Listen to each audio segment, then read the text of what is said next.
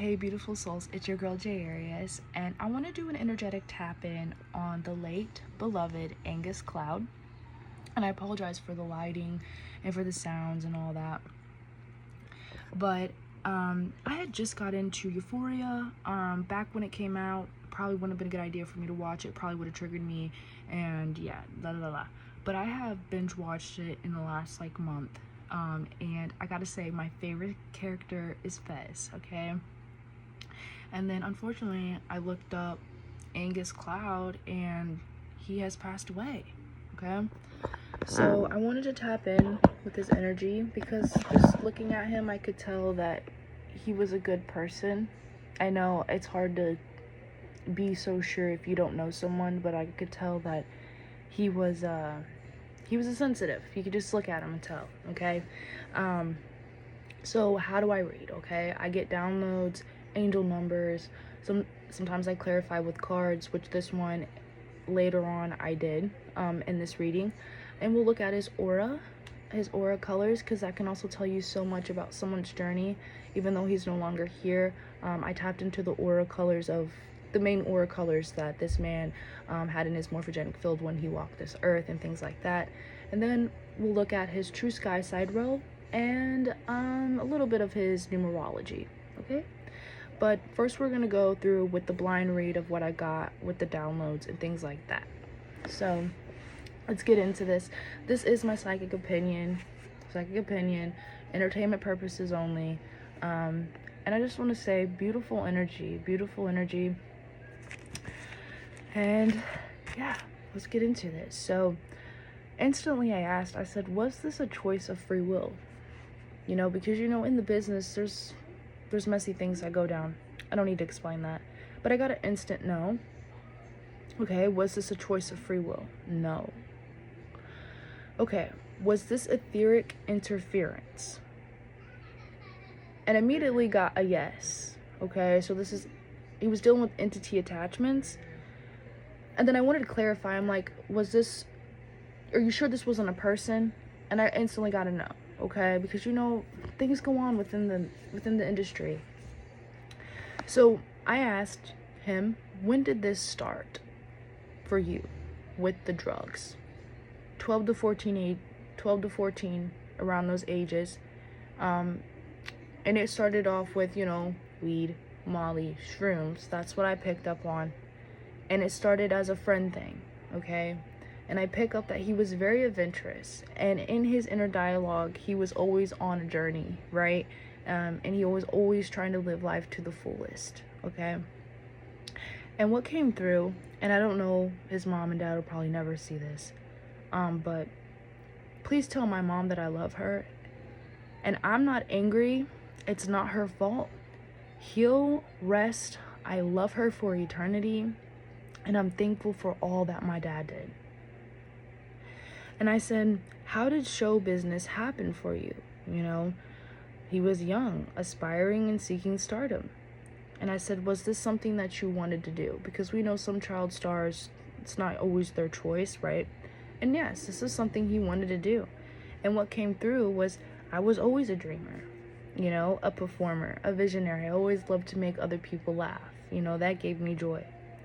So then I tap back into the drug aspect, and I feel like it was a starseed thing. So hear me out when I say that.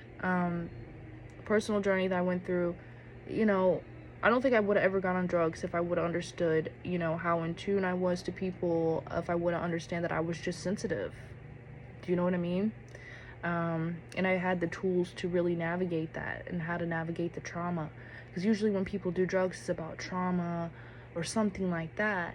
And I'm not saying that this man never had trauma. We're human beings. Look at the society we live in. But I feel like it was more of a starseed thing of feeling indifferent, you know, of not wanting to feel so much, wanting to feel kind of normal like other people, right?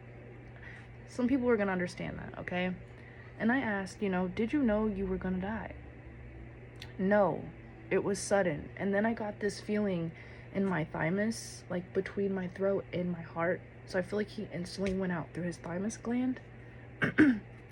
Sorry about that. And that the escaping and the thrall were one and the same for him. Okay?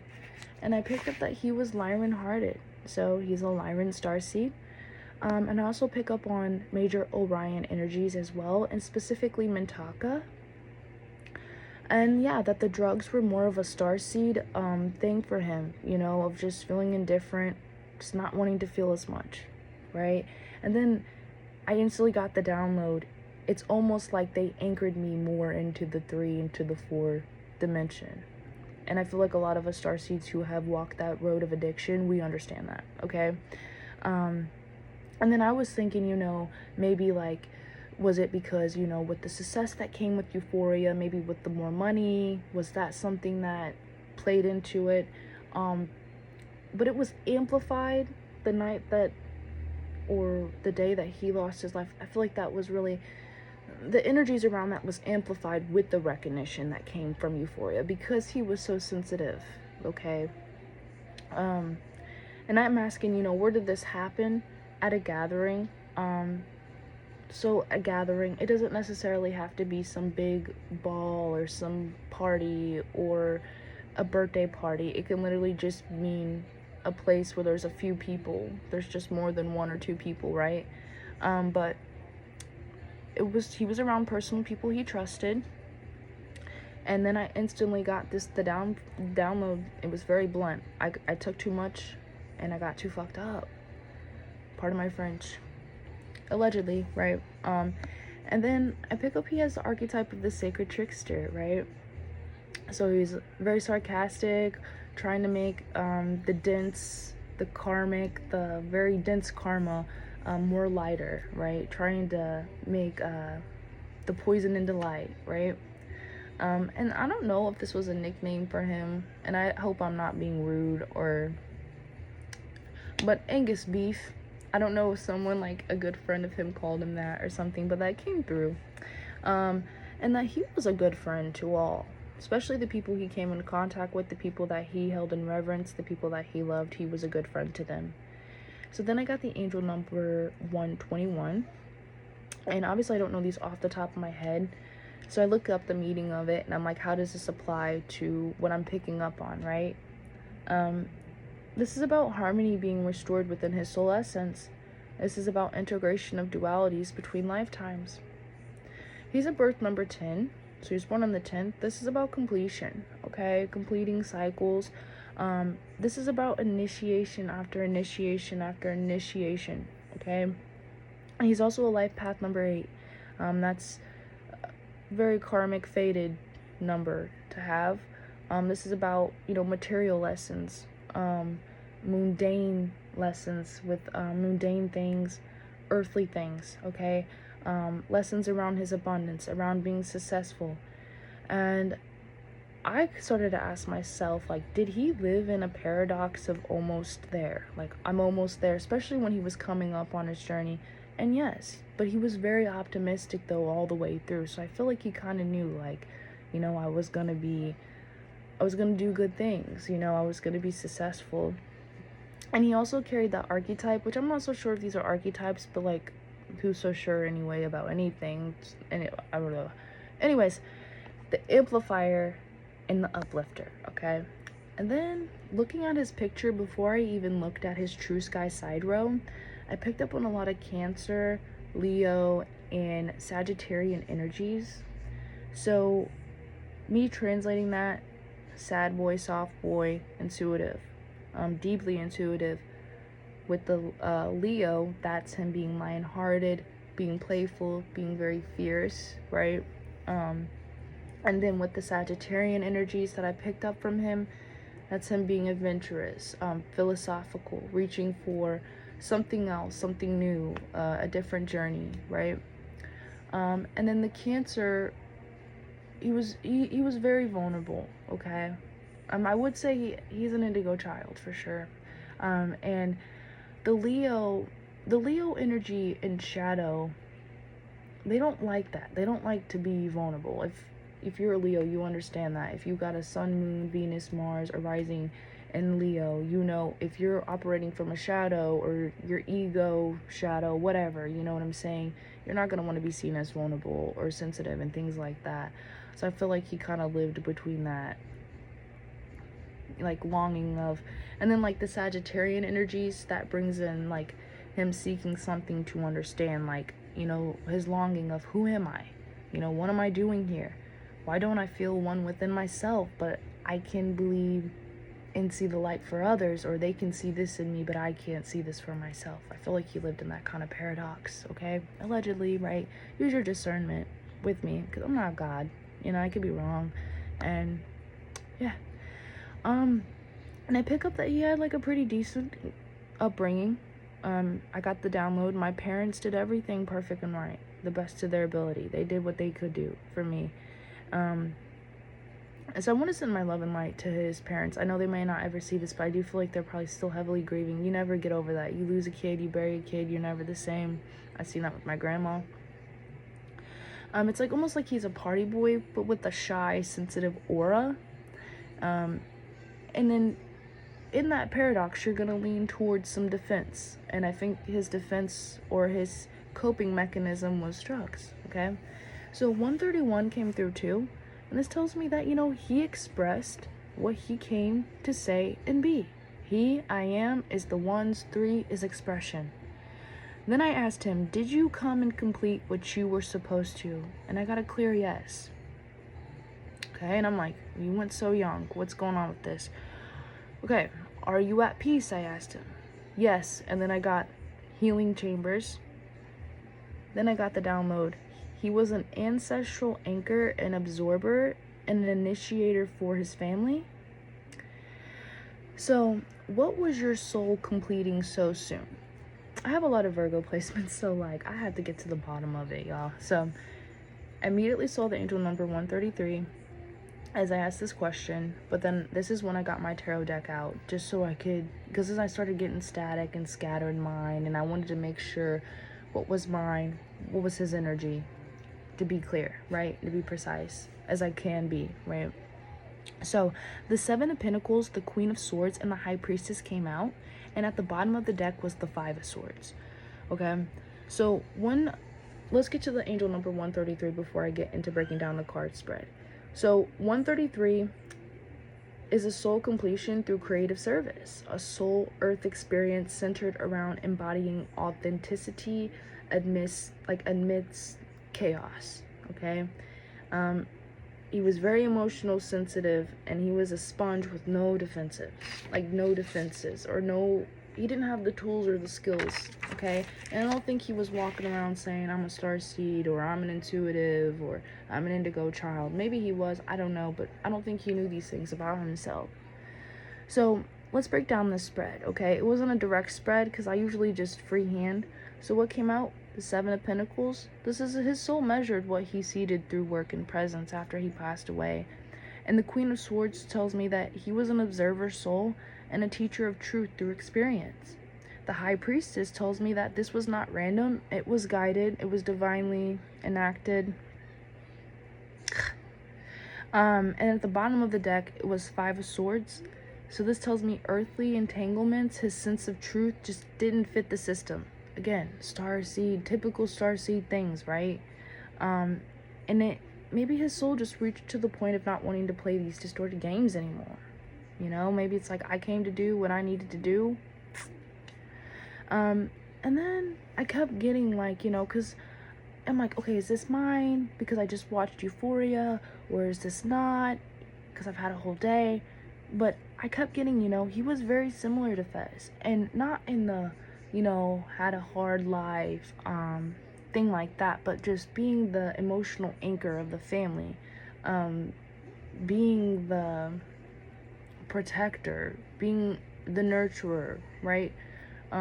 Being philosophical, being the observant one, right?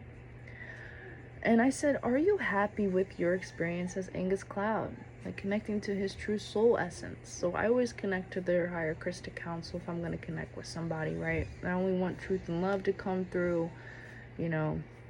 And then I got the Queen of Pentacles.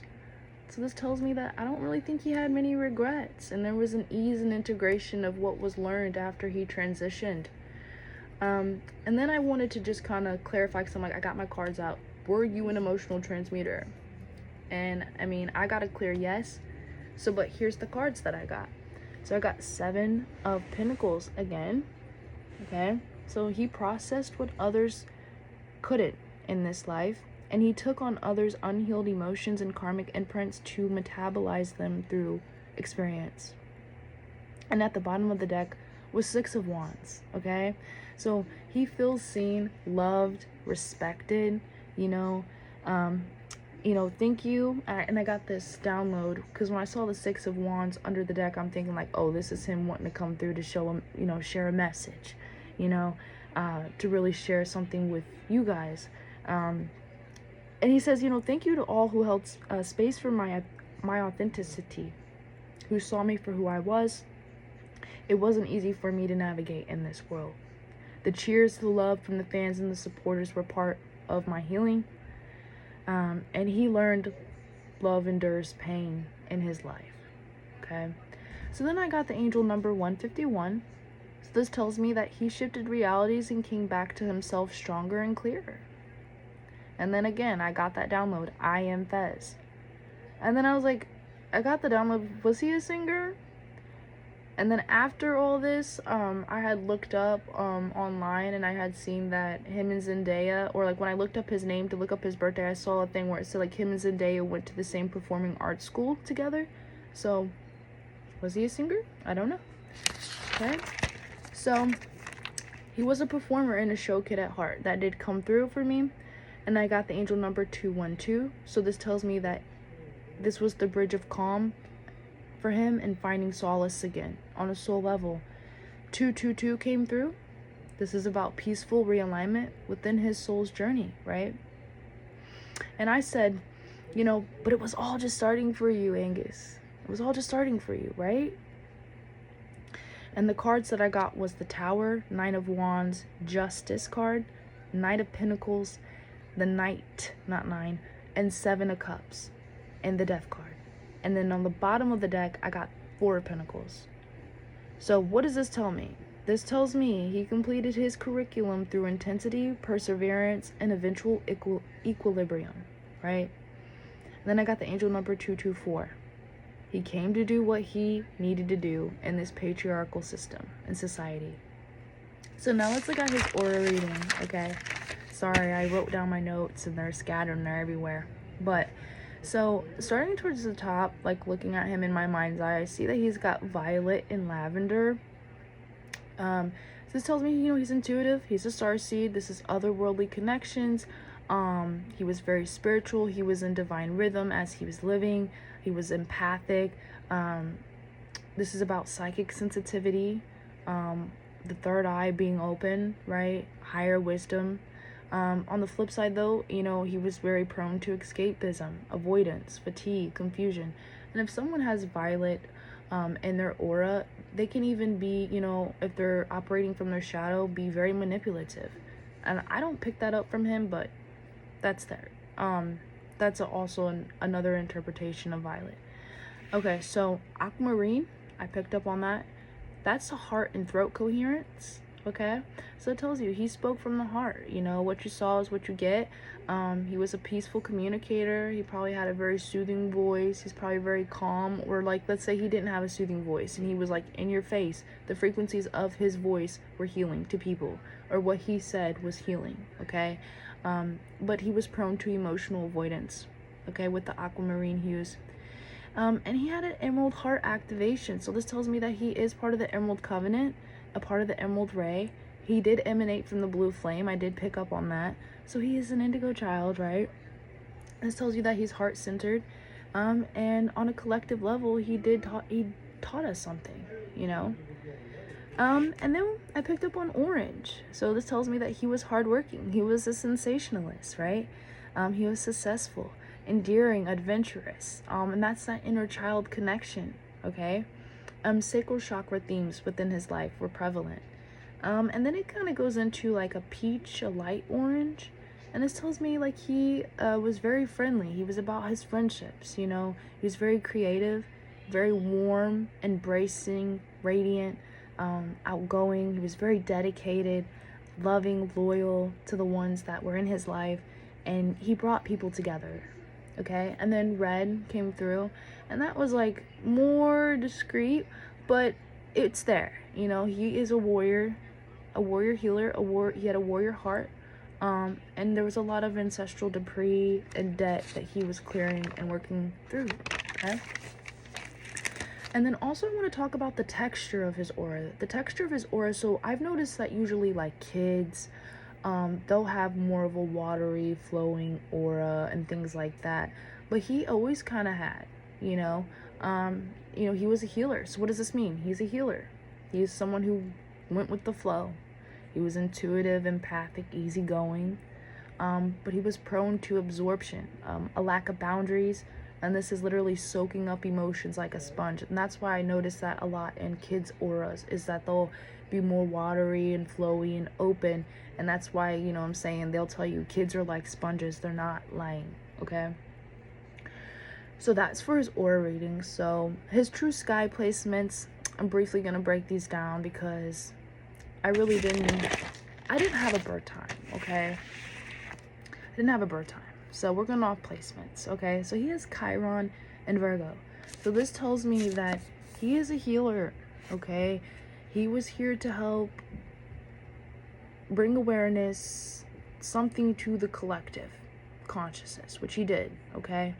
Chiron and Virgo brings the energies of being a sacrificial lamb in some essence, right? Putting others' well-being before your own, right? There's lessons around nurturing yourself, your health, your vitality. He could have had a hard time with just the mundane, everyday things, routine things, starseed, right? You know, starseed things, to be, and then Chiron is like your biggest wound, but once you can heal that and embrace it, it becomes one of your greatest gifts. He was a healer, but to be a healer, you have to be able to heal yourself, right? So there were hard lessons for him around his health, his well-being, taking care of himself. He definitely was a healer to other people. He was healing to other people, definitely. But I don't think he ever felt that way for himself, okay? Saturn in Aries, okay? And again, this is his true sky placements.